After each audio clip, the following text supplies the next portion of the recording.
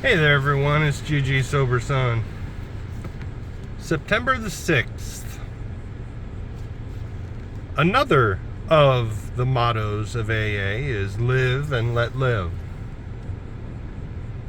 It's a good one. This, of course, means tolerance of people who think differently than we do, whether they are in AA or outside of AA. We cannot afford the luxury of being intolerant or critical of other people. We do not try to impose our wills on those who differ from us. We are not holier than thou. We do not have all the answers. We are not better than other good people. We live the best way we can, and we allow others to do likewise.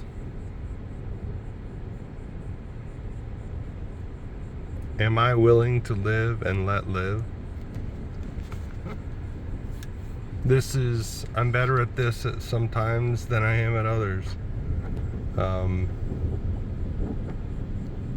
That's what I love about the humility of the AA program is the ability and humility to say we know only a little about alcohol. And, despite the success that so many people have had in recovery using the 12-step program, they can say we know only a little. And if the founders who figured this out can say that, it's probably a good gauge.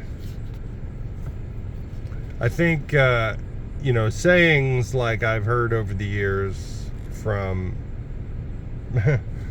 dare I say it, Christians, people who claim to be and profess to be Christians, if you don't stand for something, you'll fall for anything, which means usually intolerance. Sad to say. If you don't stand for something, you'll fall for anything. And that is, whereas I used to be duplicitous and not really stick to my guns about anything because I wasn't sure how I felt about it, most things.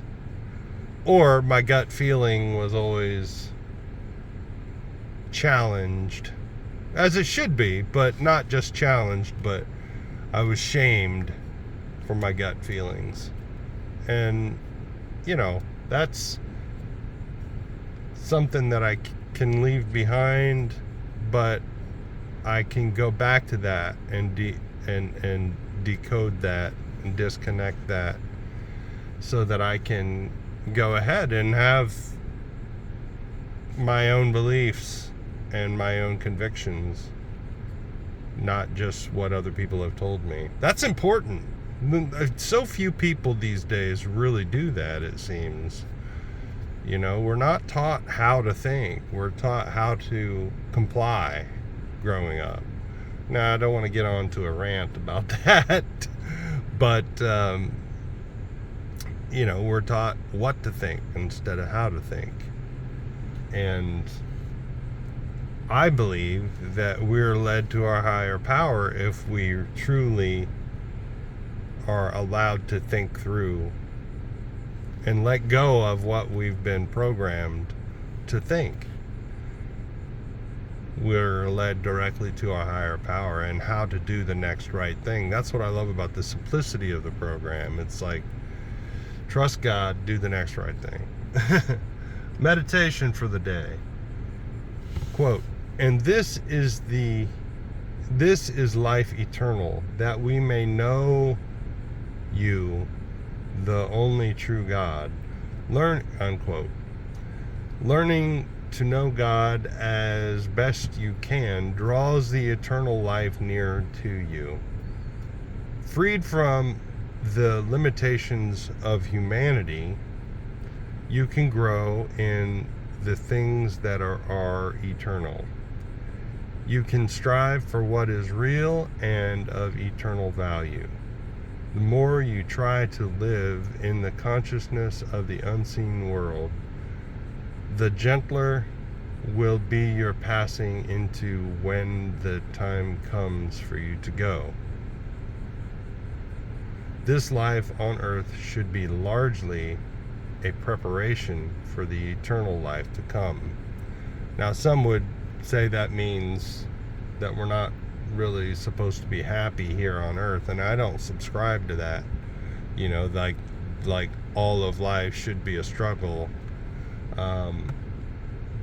I think we can have not necessarily heaven on earth, but we can enjoy God's creation. You know, it's just like, you know, enjoy good food, enjoy lovely views of the water and the clouds and the sky. And, you know, God's creation is wonderful. And so, whether it's preparation for the eternal life, which, you know, could make us strive to be our best selves, our higher self, that's, to me, is pretty important. And a lot of psychologists say that's, you know, that's one of the benefits, one of the many benefits of being religious, is to strive for something higher, so that we can bring peace and goodness into the world for ourselves and others. And that gives us a purpose in life. I pray that I may live each day as though it were my last. I pray that I may live my life as though it were everlasting. Yeah, my time here on earth. I'd like to live for over 100 years. I'm 55 now, and I would rather not live to over 100 years in a broke down body, and it's already pretty broke down. But, you know, I have discovered that if I keep moving, I don't have as much pain in my body, and so hopefully that's a formula that lasts. And I feel like I can be of service, and if I live a life of service to others, in service to others, I'm less likely to sit and turn my thoughts inward and become miserable with no purpose, if all I'm trying to do is meet my own needs all the time and serve my own needs. Psychologists prove that as well. Or that's pretty much the consensus. So anyway, I'll keep coming back. I hope you do too. Look up, aim up, rise up. Love you.